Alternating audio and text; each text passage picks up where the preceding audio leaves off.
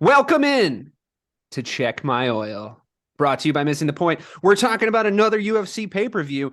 Cue the awesome Spike TV music. No, we're not in that era anymore. We're an ESPN sport now. We're polished. We're ready to go.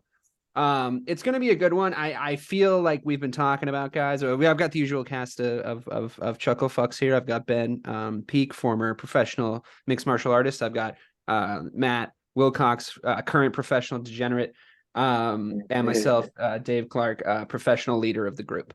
So it's going to be good. We got Burns Muhammad as the co-main event. We got Sterling Cejudo as the main event for the King of Cringe. And we're going to talk about that later. We're going to go through all the early prelims. We're spoiled again. There's a lot of good fights on this card, gents.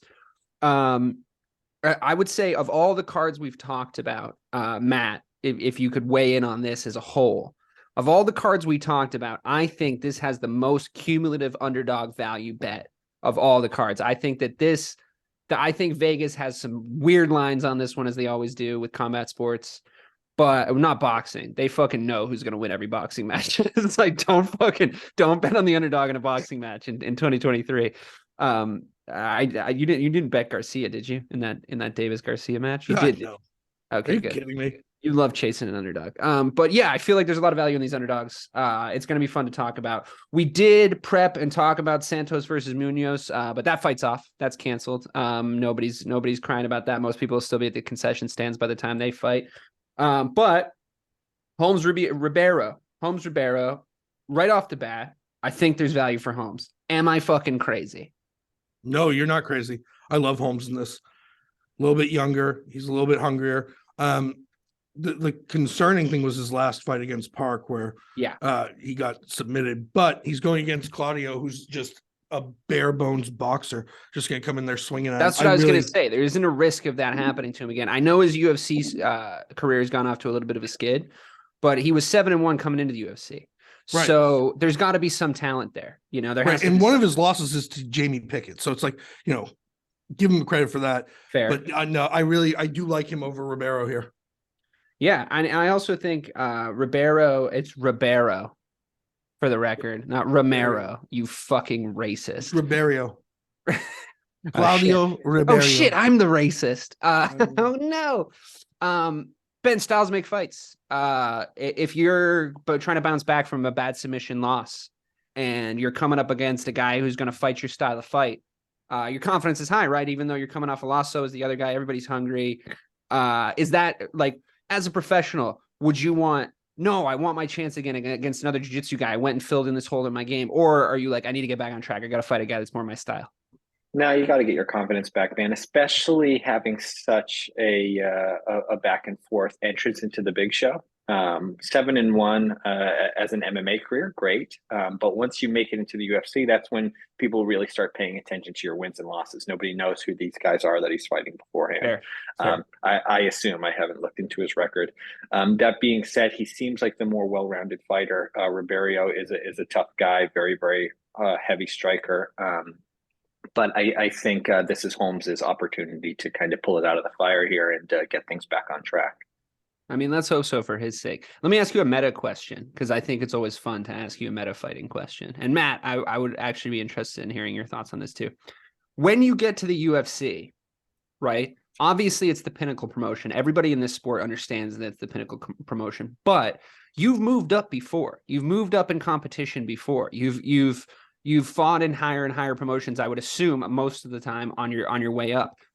Is there a quality, an intangible quality in a fighting athlete that makes them better when the lights turn on? Or is that just, they can go somewhere else in their head?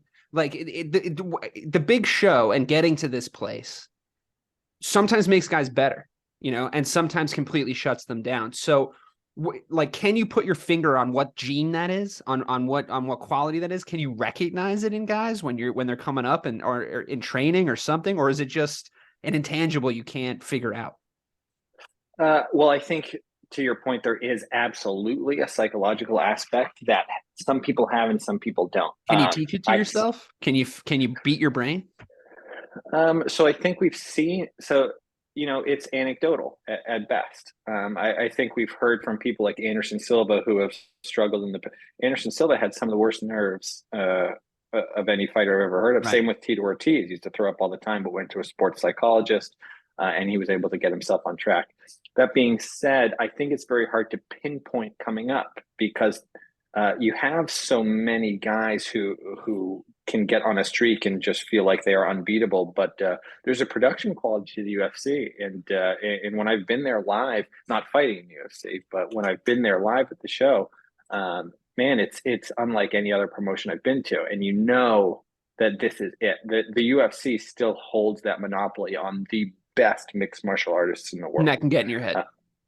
Absolutely. Yeah. Matt, I mean, you're a big game player, like you're a trial lawyer, you always tell me you get better when the spotlight's on. What is that? Like, what is that thing that you can tap into? And can you recognize it in other people? Oh, you can definitely recognize it in other people. Some people shrink. Some people can't handle the nerves. Some people are so afraid of failure that they just can't rise to the occasion. And some people just thrive in that chaos and those moments of, you feel the butterflies, you're scared, your voice is shaking, but you know what you have to do and you go and do it well. And I think with the UFC, we see a lot of people in these early prelim fights that can't rise to the occasion. They see the bright lights, it gets to them and it kills them. And, cream floats to the top. Yeah. Ben, what were your nerves like before fights? Were you nervous? Were you good? You once told me that like once the cage door closes, it always went away. Was that always true? During the walkout, it went away. So honestly, early on, I had terrible nerves. I remember pulling up to some promotions. I remember the drive down for my first ever actual competition in Akron, Ohio. That drive it was a long drive anyway. We left at like 5 a.m., but that drive felt, oh my God, I was terrified going down there and I didn't sleep the whole night before. First ever MMA fight, I was terrified for weeks. I like really got into meditation because of how nervous I was in realizing that I had to really figure out a way to calm myself down. That being said, even in that situation, like there was so much, like kickboxing aside, the settings were so different. But my first ever MMA fight, you guys remember being there at the strip club. Man, that setting was. We have to talk about the strip club fight once per episode. Yeah, there was. But you beat the shit out of that guy. Yeah. Well, yeah, I think it was fairly back and forth. I did end up winning, but when I remember being very nervous, at weigh-ins too, because the guy, like, he was much older than me, not friendly. And I was like, okay, fine. We're just going to make this a street fight. I've been here before. And then when my name got called, because he was like talking shit leading up to the whole thing. I remember, yes. Yeah. Oh man, I was just. But then he wanted to be your best friend by the start of the third round. Yeah, man. That was something because he honestly helped me with my nerves because he got me so angry. I was nervous and I was like, oh man, like this is a competition, whatever.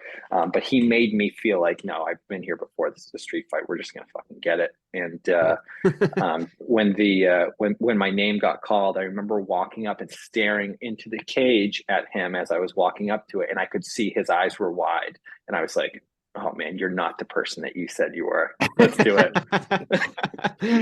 I see into your soul. If anybody wants to try and relate to it, the only thing I can really imagine to try to get yourself into a place where you can understand what you're talking about is like the fight after school.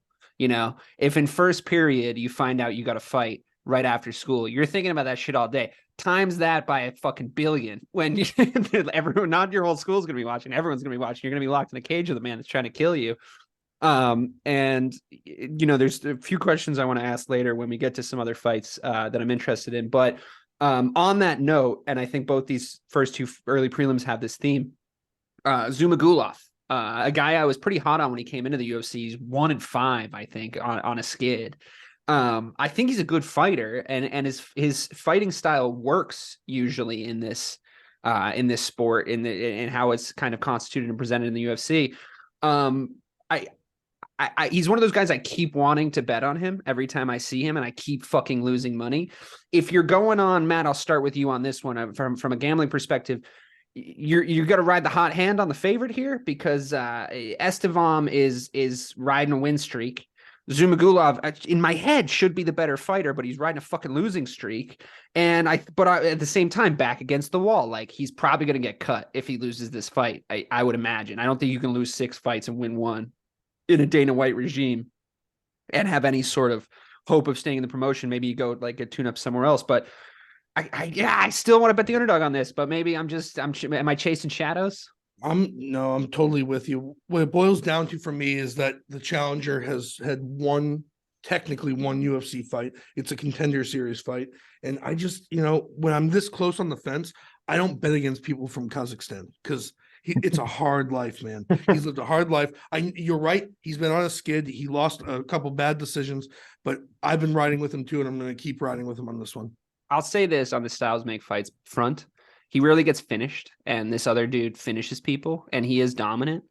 But a big theme of the last few weeks, and it especially sucks when you bet on the guy that isn't getting the guy out of there, and something I've been talking about for weeks and weeks, the killer instinct, the ability to get guys out of there when you hurt them is so few and far between, I think, these days in the UFC. And I think I've developed my theory as to why. I think everybody's getting better across the board. I think a rising tide lifts all boats. I think everybody's getting better, and I think it's harder to put guys away. I think that in the days of Mirko Krokop fucking head kicking dudes into the netherworld, I think there were guys leaning into his fucking head kicks. I think there's more tape. I think there's more defensive coaching, elite defensive coaching out there. I think that defense is extremely difficult in mixed martial arts because of the size of the gloves. And the different ways that people have and abilities to attack you and destroy you. But at the same time, it's fucking annoying me. Like get guys out of there. I'll point to one specific thing that happens all the time. Tell me if you guys notice this. It's I rocked him. He's gone up against the cage. I fucking rocked him. So let me shoot. Let me shoot for a takedown right now. It's like, what are you doing? Like, tee off, buddy, and it's like, I get it. You're going into your comfort zone. It's like, this is my, it's an instinct and it is a fight. But Ben, in the times where you've had the opportunity to put guys away, where you've seen them get hurt, is it like, I know you as a person, like deep down at your absolute core, you're a big old softy. But you got to have you got to have a killer instinct in there. Right. So it like, okay, you hit somebody, you've rocked them. How do you get into a place where you're cold, you're calm, you're putting them away? You don't get overexcited. You don't get sort of lulled into a false sense of security because you're like, oh, I got him, he's done. Like, you've seen all ends of the spectrum in the sport. Like, what's the right thing to do on paper? Man, I think it really comes down to how well conditioned you are to be putting guys away in training. Because you're not supposed to. I thought you weren't supposed to hurt your opponents, so you can't practice it, right? Well, yeah, but you. So that's a fair point. However, there's a difference in pad men. There's a difference in sparring partners, etc. Where, and this is maybe why you shouldn't be doing hard sparring more than a couple times a week, because you do need to be really putting it on and finding ways to find openings. Risk of injury too, I would imagine. And you've got to be able to jump on guys when you do that. Yeah, injury is another thing, but that's a whole other ball game. But as far as conditioning for a fight, you've got to be visualizing every time you hit pads, when you do pad work on the ground, when you're grappling. The entire point is to get to a position where you can hurt the person. And we've kind of gotten to this. And this is actually something that I posted on Instagram not too long ago, and I got a bunch of backlash for us arguing with a bunch of people when they talk about flow rolling in jiu-jitsu. And I said, flow rolling is for cowards. That's not what I do when I do jiu-jitsu. And whenever I go to grapple with any of these guys at the dojo or wherever, I'm going there to try to submit you. Like, right. It is what it is. I'll let go. I'm not going to break your arm, but I'm not trying to gain position and hold you there and let you work and this and that. I'm there to work. I want to be beating. Well, I think, but I mean, I would imagine, and obviously, I don't have nearly the level of martial arts experience that you do, but I would imagine that you just got to put guys with you that are on your level. I mean, that's it. Like, then everybody can get better. Well, yeah, absolutely. Like iron sharpens iron, as cliche as it is. Like you need to be dealing with guys who are dangerous at all times, because you have to be constantly pushing for the finish. And the conditioning aspect comes back in when guys are punching, and then they shooting for takedowns to go for their comfort zone. Man, that's not just turn up the barrage even one more on the dial, and you could probably get a stoppage even if you haven't knocked him out. But you should be this. This is kind of a thing that so many people go back and forth on the sport about, and I know this problem has happened in boxing. The point is to inflict the most damage. You are scored that way by the judges. They are looking for you to inflict the most damage on the other person, and that is the way that you should be training, to inflict the most damage, to move forward and try to hurt somebody with every punch that you throw, or every couple strikes you're setting up a way to hurt somebody. The same way that you grapple, you should be advancing position to try to hurt this person. That is what it is. You do want to stop at the last second, hopefully not, but this is the game. They've signed the contract, you've signed the contract. I get it, but you've got to put it on them, man. No friends you're in both, this game. You're friends both in this game. Thing. Yeah. Matt, do you think you lose your killer instinct as you get older? Yeah, you think there's guys in their early 20s that are better off, more likely to poke guys away? Because like I feel like I've gotten softer as I've gotten older. I don't know, maybe it's just me. No, I just feel like I've never had it in me to hit somebody that's hurt. That's just not. I'm not an MMA fighter. I'll never be an MMA fighter because I'd never want to hurt somebody that bad or hit them when they're hurt. You know what I mean? Yeah. Some people just don't have it in them. This is a combat sport. These people have agreed to this. And I think, as much as he's annoying, Jorge Masvidal said it perfectly after he knocked out Askren, because he came and hit him 3 more times afterwards. And they asked him, like, why super necessary? Why are you doing it? He goes, it is super necessary. That's my job. I'm in there to win this fight. And as stupid as it is that the sport's scored on the boxing 10-point scale, Ben's right. The first thing that gets scored is damage. Right. Hurt him. I mean, that was a fucking stupid question that they asked Jorge Masvidal, to be honest. Like, if you're an experienced MMA journalist, you shouldn't be asking the question, was it necessary to hit him more times? The risk of him, the referee fucking up, him not being fully out, the risk to your career if you don't put him away is crazy. You can't have that. So people, I think it is. I think people remember Muhammad Ali watching Foreman fall to the ground and not sending him that last shot, watching him come down. This is not boxing. This is not a dance. We're not just throwing punches and scoring points. It's hurt the other person, show blood, show damage. Yeah, that's the game. And honestly, a great example was last weekend on the fact that MMA in its current rule set isn't even the most brutal representation of a combat sport. Right. That fucking bare knuckle stuff. I've watched a few of them. I watched Chad Mendes and Eddie Alvarez fight. It was entertaining. I watched fucking Mike Perry and Luke Rockhold. It's too gross for me, honestly. No, it's too much, man. There's a reason that gloves exist. To protect your hands. You're not going to have any longevity in that fucking sport by bare knuckle fighting. Secondly, Luke Rockhold's, I mean, in that situation, he looks like a bitch, but it's like, he's not a bitch. He's a fucking cage fighter. He's a professional cage fighter. He's been fighting in combat sports his entire life. He's not a pussy. He's not. But he got hit in the teeth. He cracked his teeth. He was like, I'm fucking done, dude. Like, that's gotta suck pretty bad. No. I agree with you completely. I love the UFC, and I have a lot of friends that don't watch any sort of fighting because they don't appreciate violent sports that don't have a goal other than violence. But man, bare knuckle boxing is it's one bridge too far for me. That Alvarez Mendes fight was unbelievable. It was so much fun to watch, but I just it's just one step too far. I mean, I'd be really interested in data on bare knuckle at some point in the future. I'm sure they don't have it now, but because the soft tissue damage is in your face. Obviously, it's so grotesque. Like, it's so much easier to cut somebody. Like, it's essentially you're hitting somebody with 8 tiny elbows all the time because it's like bone. How do you mainstream that though? It's so gross. But Ben, I agree with Ben. Like, what is the subconcussive result of that? Well, right, because isn't it true that like boxing is worse for that than MMA, because like you get hit with like you don't go out, like you don't get to the point of that defense your body, it's your body defending you when it goes unconscious. It's a thing going like, we're done here. Like, you got to go to sleep so we can protect your brain. You get hit so many more times in the fucking head in boxing by guys who are only trained to specialize in that one thing of punching you in the fucking head. And yeah, I would imagine like you said, the subconcussive stuff. Look at all the CT research in football.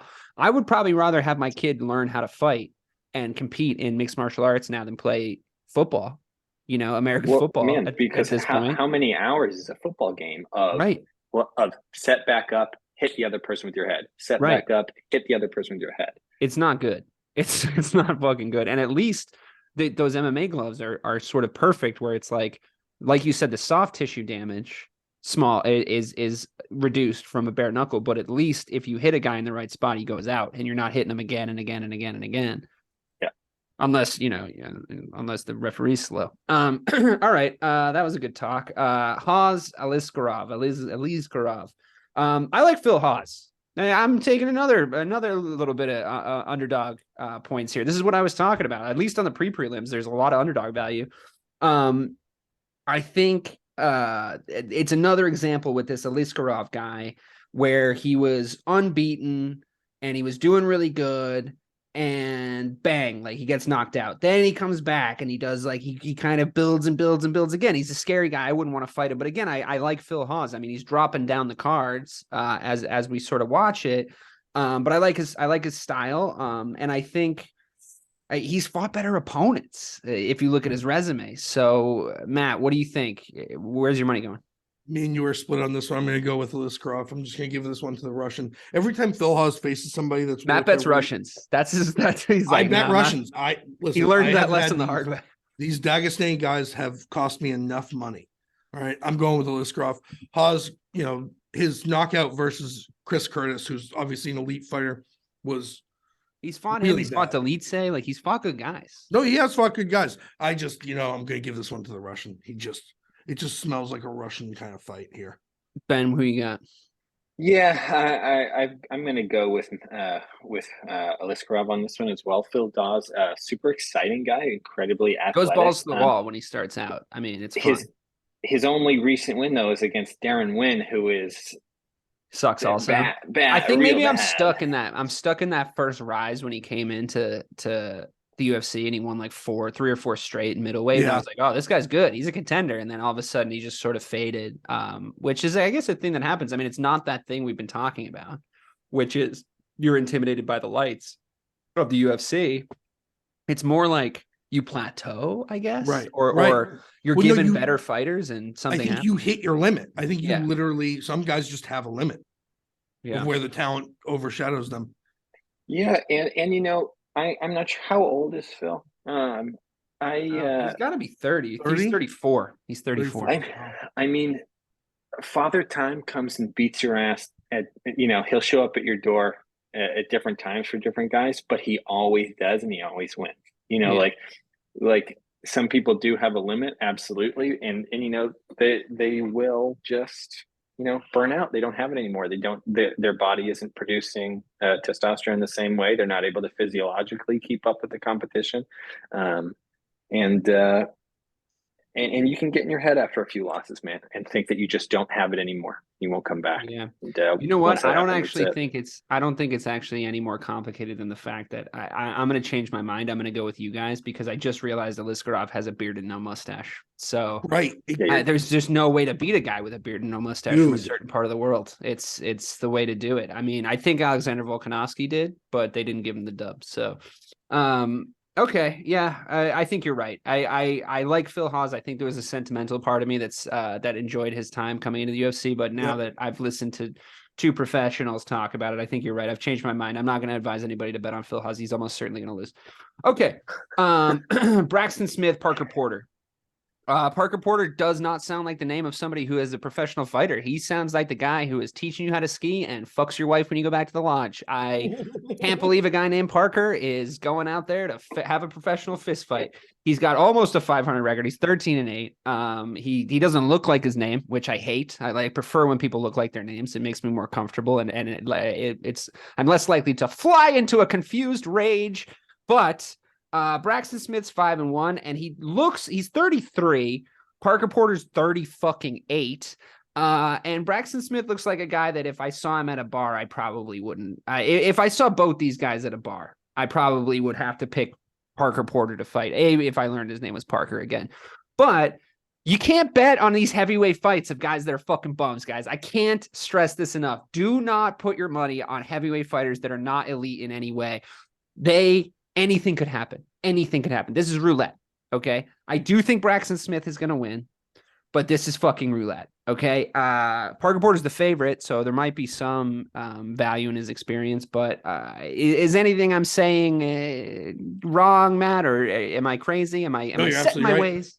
You're absolutely right. It's roulette, and I'm going with Parker Porter because he just looks scary. What? He just looks scary. I just wouldn't want to. If I bumped into somebody at a bar and knocked their beer over, and he turned around, I'd be like, "Oh, you think Parker Porter looks more scary? I think he looks more scary. He's got the stupid tattoos. He looks like an old-timey circus strongman. What do you mean? Exactly. That's terrifying. What are you talking about? Matt thinks it's Nightmare Alley. All right. I mean, fair enough, but it's going to be one of those fights that's great because he's also from Hartford, Connecticut, and we know New England fighter. Damn it. But it is one of those fights where like you're not quite paying attention. You've had a couple of beers, the early prelims have started, and then you go what I always do is I go like, Leah, heavyweights. It's going to be over fast. Neither of these guys are good. Somebody's going to get knocked out because that's the truth. At the top of the heavyweight division, if DC's fighting Stipe or John Jones is fighting Cyril Gane, I mean, that actually did end in like very quick time. But yeah, there's defense, there's this, there's that. I know this guy's thing. I've seen his tape. But at this level, somebody's getting clipped. That's why you put these like feeder fights on there. Ben, you ever felt this though? Now that I know that he's fighting out of Connecticut, I'm definitely betting on Parker Porter. I'm going to be in Connecticut watching this fight with your brother. No, that's cool. That's fun. Great. I'm fine. Okay, fine. Ben, you've probably rolled and sparred with heavyweights. What's the power differential? I mean, you for the listeners at home, I remember you starting out at like 155 around was your weight class, which was like really light for you. I feel like I remember you MMA, cutting down to I was fighting at 155. Yeah. And then towards the later part of your career, I remember there was 165. There was heavier and heavier weights. You at your current weight, if you were getting off the couch right now, would you be fighting a heavyweight? 205 yes, plus? Well, if I didn't cut any weight, yes. Would you cut to light heavyweight right now? Would that be your best? I'd probably be light heavyweight because I'm about 215 right now. So that'd be a 10. Yeah, you'd want to cut down because a lot of those fuckers are like 260. But honestly, just getting in shape, I probably would drop weight. But to answer your question about, man, heavyweights are just dangerous people. Yeah. And they don't even mean to be. Right. I would go with Braxton Smith on this one for that purpose, because as far as heavyweights go, he has the thing that ends most heavyweight fights, and he's so good at it. Yeah. I think it's going to be hard to deny that. But man, I remember I was training with this guy, Sean Gannon, RIP. I'm not sure if you guys remember Sean Gannon, but man, that guy is a legend in Boston mixed martial arts. He fought in the UFC a couple times. He's the first and only man to beat Kimbo. Whoa, really? That's cool. Yeah. That's cool. Yeah, he used to train out of White Crow. Gannon sounds like the name of somebody who should be a professional heavyweight fighter. This is what I'm talking about looking like your fucking name. Okay, get with it, guys. Yeah, and it's so funny. All these heavyweights that I've ever been around, they all have that same huge pit bull head. Yeah. Gabriel Gonzaga. I went and I held pads for Gabe Gonzaga in Ludlow in 2014, and I'd been training for a long time at that point. Obviously, kicked the Thai pads into my face, despite me putting on my weight, and that had never happened before. And I was Aren't you really good at holding pads? I thought you were really good at holding pads. What happened? I just couldn't believe that happened. I'd never felt anybody do something like that before. Sean Gannon, another guy with an absolutely enormous head, and I remember we were rolling. So this was when I was. He's got the head. He's got the head. We got to get him in there. In the light head, dude. Gabriel Gonzaga has an enormous head. Sean Gannon had an enormous head, like a pit bull head. And we were rolling, and he just swept me and threw me, and he was like, "Oh, sorry, let's start again. I think that one was cheap." And I was like, "Oh, that wasn't cheap. This is just gonna suck." And then he did the exact same fucking thing again, and I was like, "Oh god, it's crazy." Like doing any grappling, striking, anything with a person who is skilled in a heavyweight. Because I remember down at CGR, I sparred with some if less some random dude, it heavyweights. wouldn't matter what they weighed, right? If some random dude walked in off the street and tried to fight you, like there's no weight that's going to affect your levels of training, right? Like there's no equalizer in weight, right? Yeah. And I was just, it so wouldn't much be fair because you're not in guys. my weight class. I remember when I remember the night that Ben taught that lesson to a friend of ours who fancied himself a very skilled street fighter. He probably was 275 at that point, and Ben ankle picked him, and it was a really short fight. Who? A friend of ours. We don't need to put his name on here. Blood bonfires. You in the fucking mafia? Got it. House arrest, Yeah, I do remember that. Yeah. I do remember you ankle picking him. That was funny. He's a good fighter too, but training. Yeah. Training's a thing. Virna Jandiroba is a very scary looking lady. Yeah, she's scary, huh? She's got scary zombie face, and I don't like it. I think for that reason you should bet on her.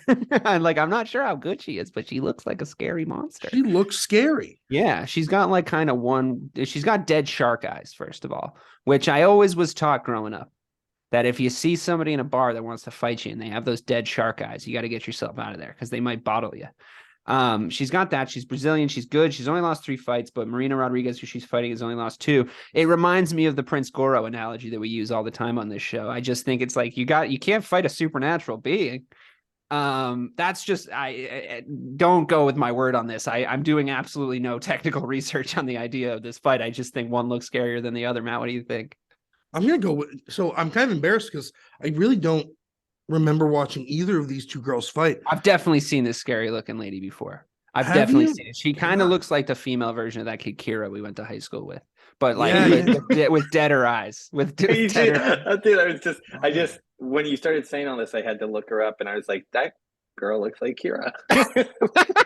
I don't know if that means like she looks like him or he just looked, I don't know. I mean, he wasn't a good looking guy, but I think she does a little. So I was gonna say I'm gonna bet on the pretty one, but then I clicked on the other picture, and that's not much better. So I'm gonna roll with you. I'm going with Frankenstein. Oh god. Yeah. Let's just skip this one before we get this whole fucking thing canceled. Yeah. And let's say the scary one's gonna win. Yeah. By the way, Virna, would. Listen, you don't know. I mean, if you're lost at sea for a long time, not everybody gets trapped on a fucking. No. I'm talking primetime Friday night. Wood. There we go, buddy. There we go. Oh my god. Okay. Callan Williams is fighting Rolando Bedoya. Bedoya. I can't bet on a guy with a name like that. And also, he's a plus 250 favorite, underdog. Chaos Williams, as he's known, anybody with a nickname that becomes synonymous with their first name, and it's Chaos. He's an agent of it, spells it with a K. I'm not going to have any bones to pick with him about that. I think he's a good fighter. He's 4-2 in the promotion. He's been impressive. He's knocked out Alex Morono, who's a good fighter. He knocked out Al Hassan, who's a good fighter. He knocked out Bieza, who's a good fighter. He has lost a couple tough decisions, which I don't think you can really hold against a guy. Split decisions are like, we're not going to call a fucking draw, right? Like, I mean, it's you can go on a bad run of luck with that. I mean, judges in this sport are fucking terrible, but I do think this does apply to this guy. Tell me, is there any route to Bedoya winning this fight? There's no value in this underdog bet. No, Chaos is going to kill this kid.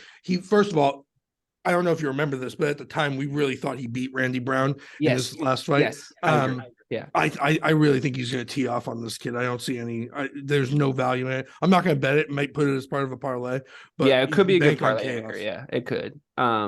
He's a good striker. He strikes a lot, and he's got great takedown defense. You don't need to learn how to be good on the ground if nobody can get you there. 75% takedown defense, very good for the amount of fights he's had. Another meta question for you, Ben.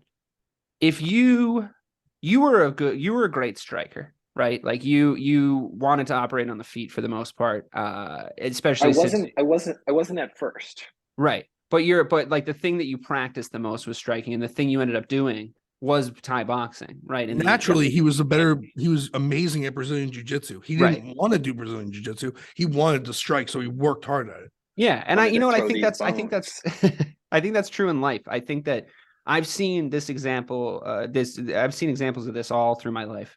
If you're naturally good at something, you feel like you don't need to work at it. It's just human nature. If you're not good at something and you want to be, you got to work really fucking hard to get it. So I think your ceiling might be a little bit higher. But my question is, if you're uncomfortable on the ground, and I know you were never truly uncomfortable on the ground, but if you are uncomfortable on the ground and you have yourself two options, you can spend your time learning how to not get put down there, or you can spend your time learning how to defend yourself once you are, or get back up, right? Am I correct when I say that, or is there more nuance to it? No, I think you're right there. I think you learn how to stall for the most part, and to stall any movement forward from your opponent, and look how to game the cage that you're in. So you're in a cage, you learn how to wall walk, you learn how to defend specifically for the cage, which would be different for how you defend when you're fighting in a ring, how you're fighting in a street, so on and so forth. The where you put your hips, the direction you turn your feet in, you figure out all that stuff and move towards the anti-wrestling aspect of grappling, which is how do you break grips and how do you create space. Yeah. Yeah. Matt, do you shut up? Matt, are you afraid to bet on guys that don't want to go on the ground though? No, I'm not. I mean, it's because it's like if you come up against a really elite grappler, it seems there's those guys really always have the other guy's number, right? They can always seem to swallow guys up when they get to when they finally fight the guy that's elite. That's really that like elite wrestling. You're eventually going to lose that bet, right? Because fights fall. I mean, gravity's on your side. Every fucking school fight you ever saw ended up on the ground because it just happens. Like you lose your balance. There's an advantage to it. They do start standing. But you got to get a lot done before somebody tries to take you down. Do you get scared betting on guys like that? What do you think? So I think when that is the case, it's somebody that's, going to be the elite wrestler going through. The UFC markets them more heavily because Dana White has, over the past 30 years, made it very clear to fighters that are hungry. Throw your punches, throw the hands, let's see the blood. So even when fighters are wrestling oriented, the UFC rewards them more for standing on their feet. And that's what you see with a lot of no-name fighters, that they want to stand and bang and show that they're multifaceted. Unless then they can just get guys out of there right away with their grab. Like the Kamzat, or the Bo Nickel. Right. Exactly. If they're at that level, yeah. So this kid, I expect him to try and stand and bang until he gets hurt. Then he's going to shoot. And what happens then once he's hurt, we'll see what happens. I would say, just as one thing, Bedoya's only ever lost one fight. So there is a blind confidence factor in here. So bet at your own peril as far as like anchoring any sort of parlay. I do think Chaos Williams has this though. And I think we're all on the same page there. Nchukwu versus Clarke. I'm leaning towards the Clarke, to be honest with you, because he gives me a lot of confidence with his name. No, I actually don't think so. I think Nchukwu is going to win this. I think it's 4 out of the last 6 opponents he's knocked out. This guy puts guys away. He's got knockout power. It's very uncomfortable betting against knockout power because you're just even if your guy is more skilled, he might just get Prince Gorod, and I just think it's just scary. I don't like to be in that situation. It's like betting the fight will go the distance. It's like I don't get finished. I don't get finished. And it's just, it's not a pleasant place to be. And I do let that kind of guide my bets sometimes because I'm trying to have fun. But this is actually a pretty even fight. I think that there's things to be said about both guys here. Clarke's not very consistent. He has lost 3 of his last 5. He got TKO'd recently. That's going to fuck your confidence up. Ben, I do like to mention on every show that you never got knocked out, which is a good feather in your cap, a good arrow in your quiver. But still waiting. Sorry? Still waiting. Still waiting. Do I got one coming for you? But here's the thing. You can't speak to this from experience, but I'm sure you've dealt with your friends and your sparring partners and stuff. How much does a knockout, even a TKO, change these fighters when it happens to them for the first time? He's so like, I don't know, know, bro. It's never fucking happened to me. Move on. no, I mean, I've trained with some guys who were absolute killers, who would go into fights kind of expecting to walk through people. Everybody expected him to walk through them. And for example, Marquise, who I used to train with in Worcester, he was an animal. He was so strong for his weight. Had natural knockout power, despite really never having to box or do anything like that. It just came naturally to him. But he never put in enough time with his grappling defense. And we fought together. What was this? 2009, 2010, and he had walked through his first couple opponents, and he started fighting this guy who was able to just weather the early storm, which is something, that as you get more experience, that's what you do. You weather the early storm on a guy like Marquise. And he started beating the guy up, picked him up like with the girlfriend leg through, like hand through their leg thing, and dumped him on his head. And we keep it technical here on Check My Oil. I can't remember what the opponent's name was, but he just stayed calm. He turtled. He advanced position, turned around, and then passed guard on Marquise and knocked him out from mount. And Marquise never came back. Oh, that's like a sad story. Yeah, I mean, it is unfortunate, but a knockout to the point that we are making here changes you. Yeah. It is such an uncomfortable thing. And once you realize, because even with submissions, you're still in control of it. You can say, I'm done, or you can say, fuck it, do it. Yeah. And I know what's going to happen. But with a knockout, it's out of your control.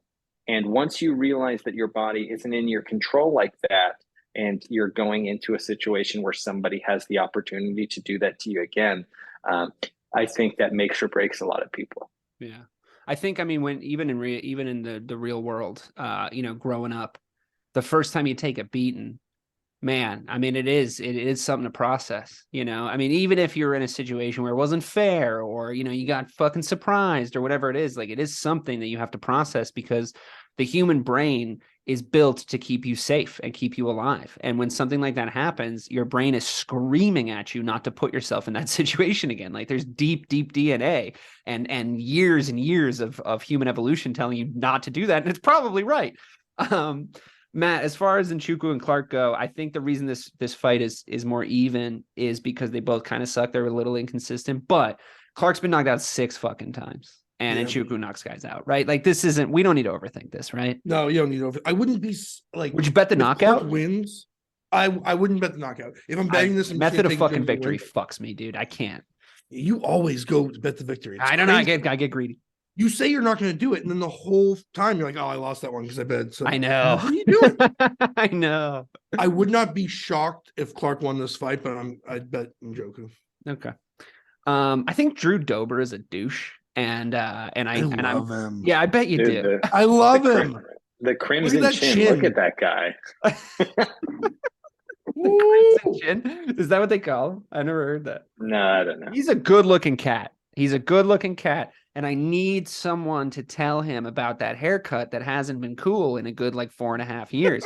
He looks like a fucking SS guard. I feel like we just brought him up on trial at Nuremberg, and he's just telling us that he was just following orders. I can't with this fucking dude. All right, he looks like one of Hans Gruber's men, and it drives me fucking bananas every time he walks into the octagon. Listen, he's attractive. Okay, maybe I have some latent homosexual feelings towards him. I don't know. But I know that I don't like when he opens his fucking mouth, and I don't like when he talks, and I know he's going to win this fight. So I'm a little annoyed. He's definitely going to win this fight. Speak to it, Matt. He's definitely going to win this fight. That kid, and it's funny, he has a hell of a chin, both in the real world and in the fight world. These guys are going to stick too. I hear. Well, what? Who said that? Well, I'll be a monkey's uncle. These it two made guys, it in. If you're a casual MMA fan, you should really tune in for this fight, because these two dudes are going to stand in the pocket and bang it out, and it's going to be awesome. Nice. And Drew Dober he's just got a strong chin. I think he's going to knock him out flat. Yeah, I mean, fair enough. Ben, is there an advantage to standing in the pocket if you're the tougher guy, the better puncher, or is that just always a stupid thing to do?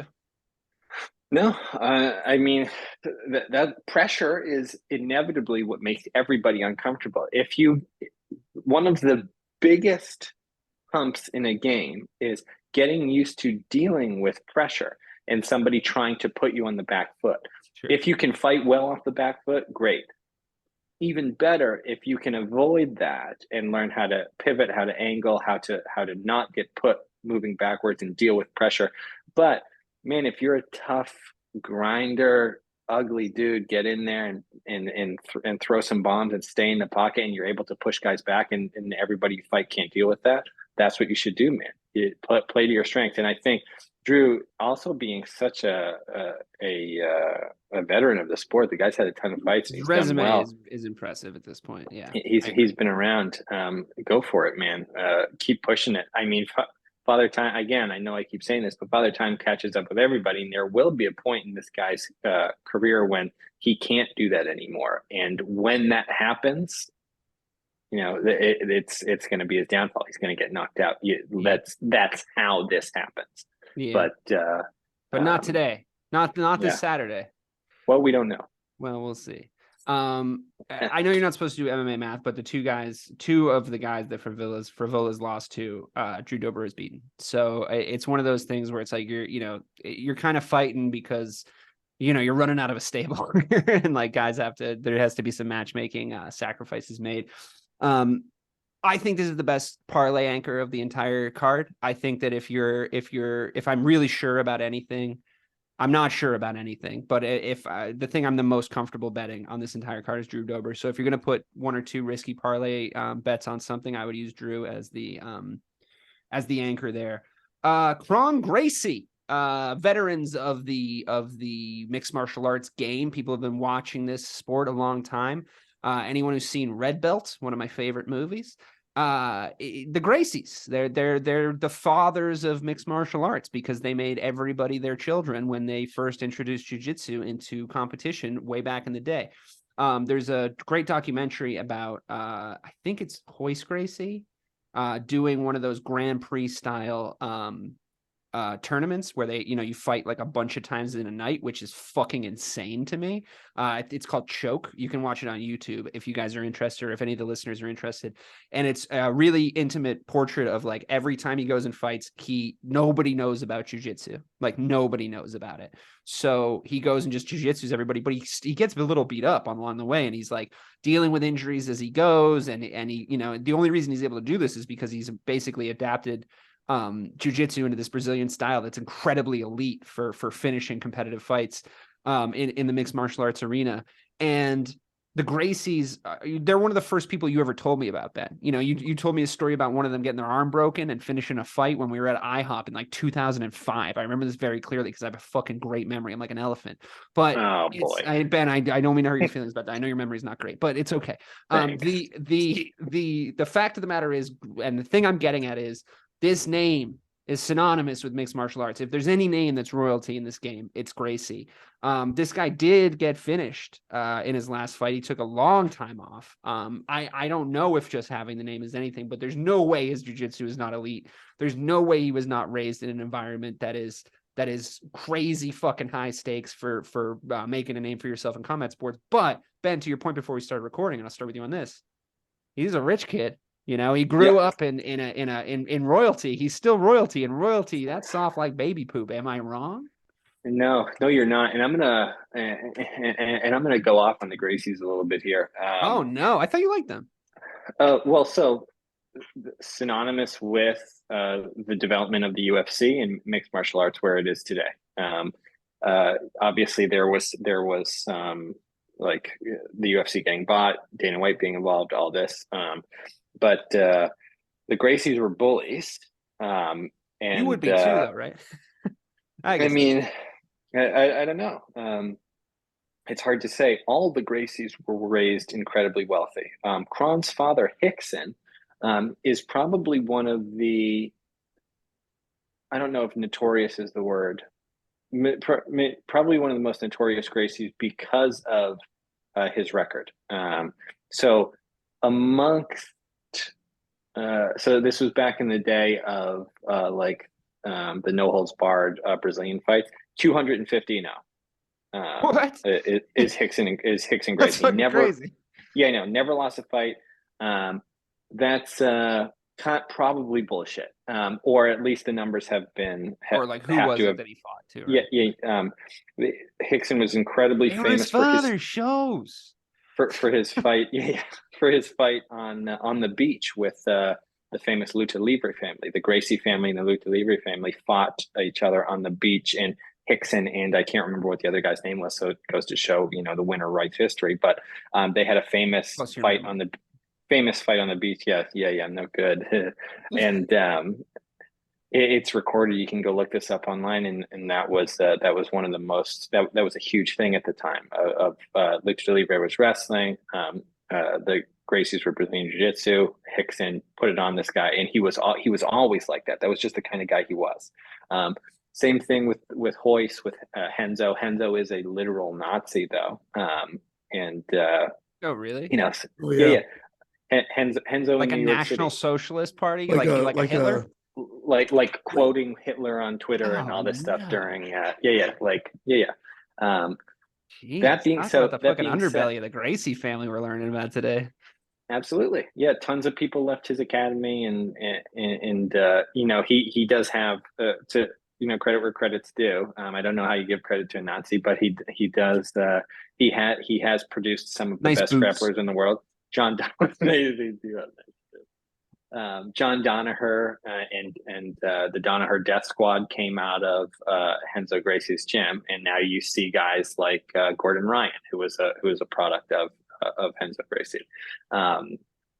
I was part of that Renzo Gracie lineage at one point before I switched out, and it's just kind of they're all kind of scumbags. Is the point that you get?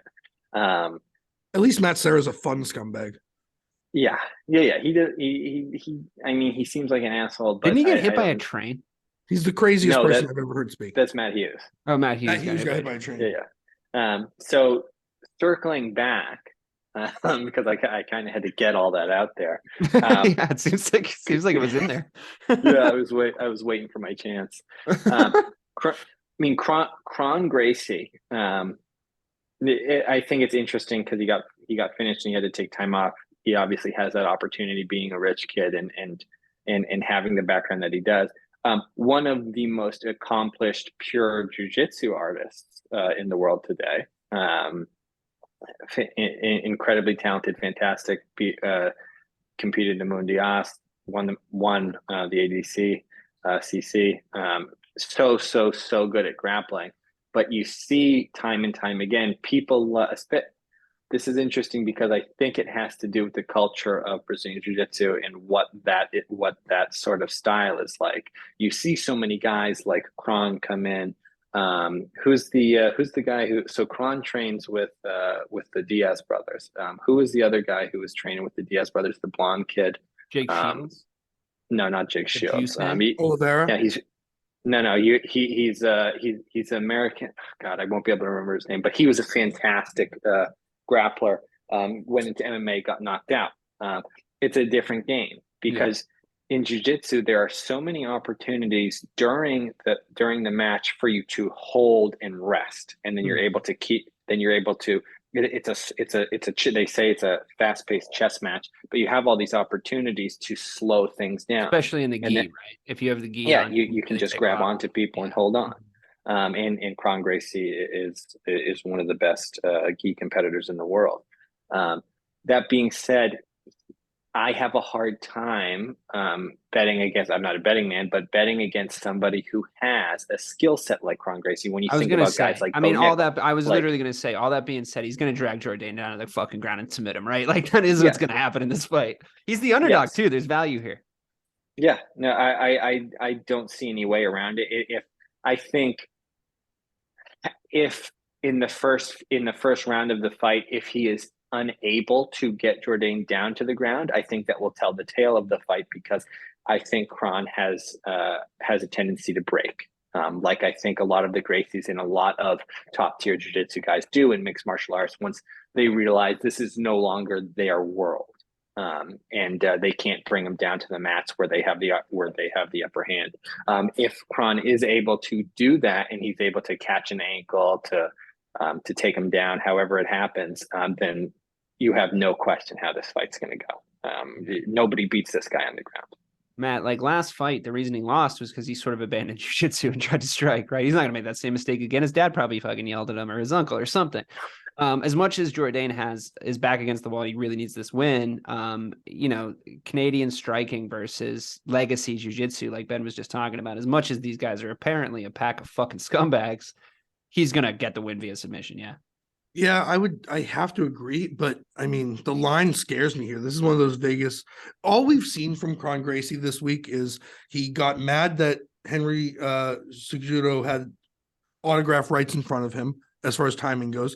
He wouldn't answer questions at the media day.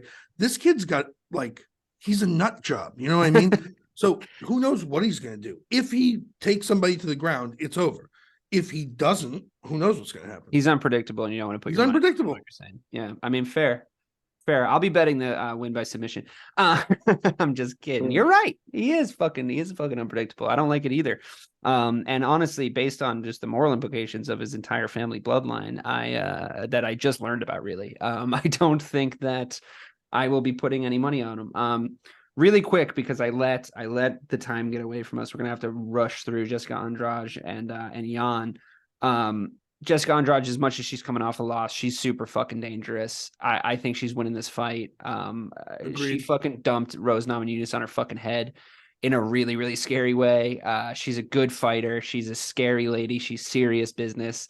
I think that the line's crazy here. I would think that Andrade at the time of recording is minus 195. I would think minus 250. So there is some value in the favorite bet maybe here. Matt would talk to me. It's really simple. Chinese fighters are scary, man. They're just capable of. They're so well disciplined. They're so well disciplined in all aspects that I think this girl goes to the same school as Weili Zhang, or that's where she started. So I think that's probably why the line is so close, but I'm with you. Andrade is just so strong. So, I mean, she's 24-10. Like, she's got more experience. She's just ready for this. She looks scary. She's scary. She's got a scary looking face. Again. Would. I think you should have her fight the other scary looking face Brazilian lady and see how that goes. I want to carve out some time for the co-main and the main, so we're just going to move on. The Belal Muhammad, Gilbert Burns fight. So we were all vocally disappointed with Gilbert Burns' performance against Jorge Masvidal, but it was very recently. So credit to him for getting back in so quickly. 1 month. He took absolutely no fucking damage though. So, but I mean, you are on a schedule, a training schedule, a weight cutting schedule. So it's not easy to do what he's doing. That being said, this fight has all the fucking hallmarks of cancel out culture. Like, these guys might circle each other for 3 rounds and not do anything and really cancel each other out. I find Belal Muhammad obnoxious. I find his fighting style very, very safe. Remember the name. Yeah, remember the name of the most common name on the planet. The literally most common name on the planet is Muhammad. Remember the name. It's really difficult. Give me a fucking break, dude. When he's on as a commentator, the UFC does this funny thing where they're like, okay, so we got Daniel Cormier, who was kind of a larger than life character, and he's like kind of gregarious and funny, and we'll make him a play-by-play guy. We got Michael Bisping, who obviously he's his own biggest fan, and he speaks like someone who suffered a lot of head trauma, but sometimes he can be somewhat funny, and he's a decent commentator. Paul Felder, very professional, very cut, he does the work. Then they have this fun thing where they have the UFC after show, where it's like the people under the stairs. It's like, let's have Anthony Lionheart Smith say some stuff when we know everyone's tuning over the channel. Let's let Belal Muhammad say some shit when we know everybody's turning over the channel. We're not letting him on the fucking main broadcast, but I guess he can say some shit afterwards. Let's let Dustin Poirier in there where, he can say whatever he wants. If he talks about going down the hall to fuck his sister, nobody's going to really hear about it because it's on the show nobody watches. Belal Muhammad is one of those people. I mean, I'm sure he's setting himself up for a career after the UFC, and I have to respect anybody that gets their bag, but goddamn, does that guy rub me the wrong way. He's got a weird face. It's getting weirder. I don't like him. I don't like his fighting style. I find him incredibly safe. He's a point fighter. And both of these guys, I was advocating, Ben, as you know, for Gilbert Burns to get a shot at the title if he put it on Masvidal. We were all disappointed with the performance he put in. That you can go back and look and listen to the show where we talked about that. But fucking Belal Muhammad, like I never really thought he deserved any sort of a crack at the welterweight belt for basically just for performance. Like he wins, I get it, but it's like no, there's an entertainment factor here. You know, you got to go do it, especially when guys at the top are Leon Edwards head kicking fucking Kamaru Usman into oblivion. Like you got to show me something. Is that unfair? I mean, he's a good fighter. He wins his fights. No, this is a spectator sport, man, and at the end of the day, this is a business, and the UFC isn't in the business of losing money, and putting together these promotions to put on someone like Belal Muhammad in a main event. I mean, you're just not going to get the return there. Like you tune in to hopefully see the guy that beats him, and then the division's exciting again. Is that going to be Gilbert Burns? I'm never going to bet against Gilbert Burns just because I like him.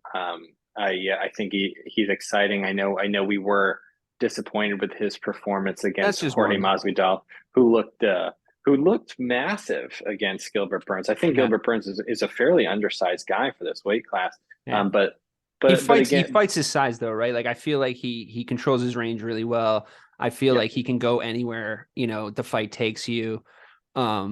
That being said, like he should have just dragged Jorge down and fucking submitted him. You know what I mean? Like he's like, he's got moisturizer on.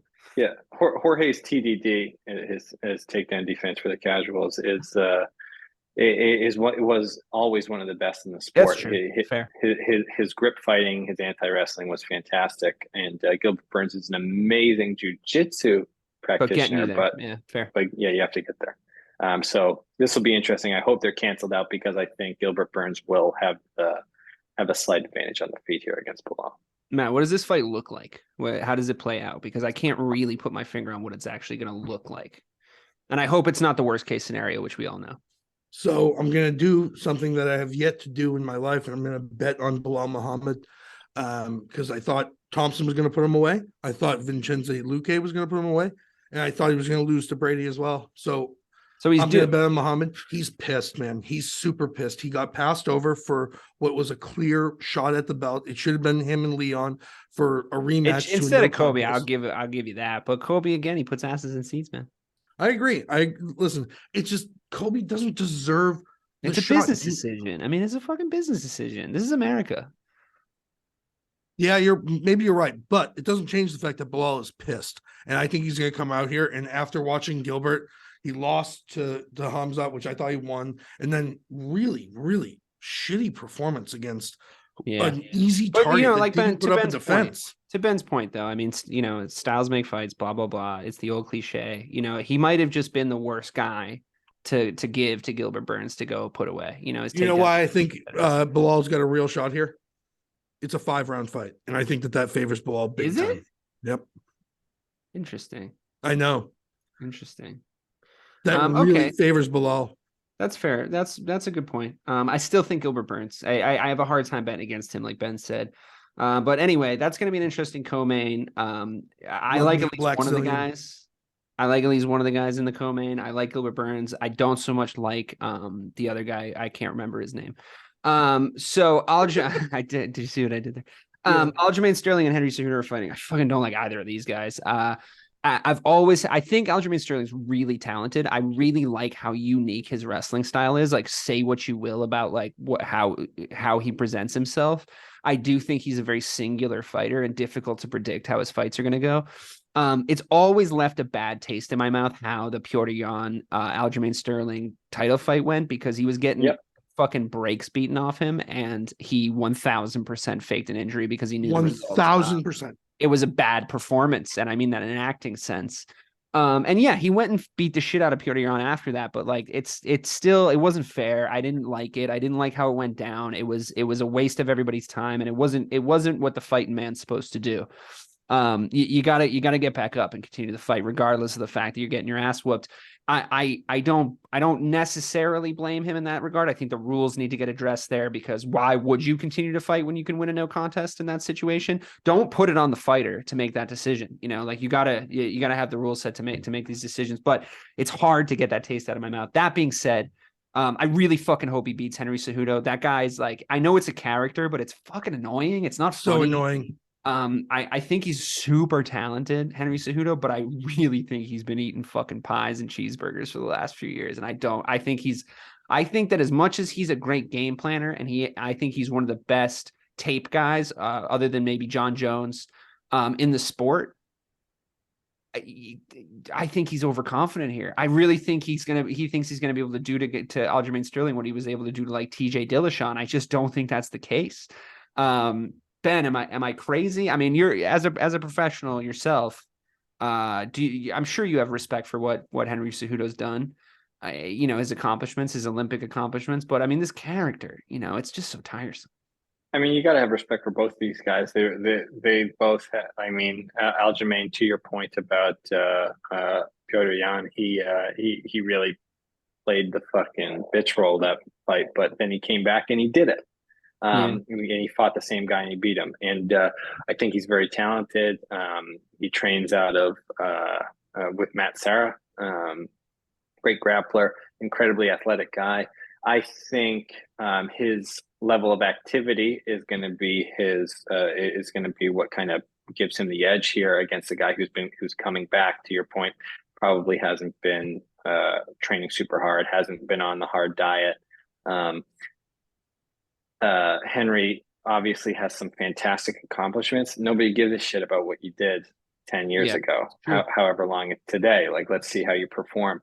And man, I just want somebody to shut this dude up. I can't, like, I know it's a character. I know that we all say that. I like the same thing with what's his name? Who's the other kid that we were just talking about? Who Kobe. Marty Fake Newsman? Yeah, Marty Fake Newsman beat the shit out of Kobe Covington. Yeah. Like I know it's supposed to be a character. I mean, I'm hoping Kobe Covington. Yeah, dear God, nobody. But like, I mean, nobody else is in on the joke with you, bud. Like we get it that it's a character. We know that we know it's a character, but we're not like, oh, he's doing his thing, man. He's just doing his thing. Like, dude, shut up and just be quiet. Go in there and perform. There's a guy on TikTok that does like when the fringe friend shows up. And like is the theme of like the character, and he's like, saw you last night, you were blacked out, and it's like, dude, nobody really thinks you're cool or wants you here, but we're too nice to not say it, so I guess you can come to the bar. I agree. I agree. I just think Henry, nobody's in on the joke with you, pal, is a perfect way to put it. Still, it's been a while, but I've learned my lesson against betting against him. Like, he put away everybody I thought was going to beat him, including TJ. So, Matt, where's your money landed? I've got a horrible gambler stat that I heard today. I literally heard it today. In this weight class, people over the age of 35 fighting for a belt are 2-28. Ooh. Give me Aljo all day. Interesting. Oh, yeah. Very interesting. When you think about it, it makes sense, because we were talking about how heavyweights are dangerous no matter who they are, because they're so heavy and they throw those punches. These guys are so light and so athletic that the older you get, the worse you are in that division. Up more in your fast. That's why they move up in weight. Yeah. Oh, it's a decent point. Okay, well, we're out of time. I'm going to leave it there. All very good points. Really appreciate you, gents. Ladies and gentlemen, thank you for listening to Check My Oil, brought to you by Missing the Point. Tune in on Saturday at the regular time. Main card starts at 10 p.m. Eastern, 7 Pacific. And in the main event, we will find out once and for all who is the king of Munchkinland. Who is the 135-pound champion. So, for myself, Matt Wilcox, Ben Peak, thank you so much for checking our oil. Bye-bye. Thanks, guys.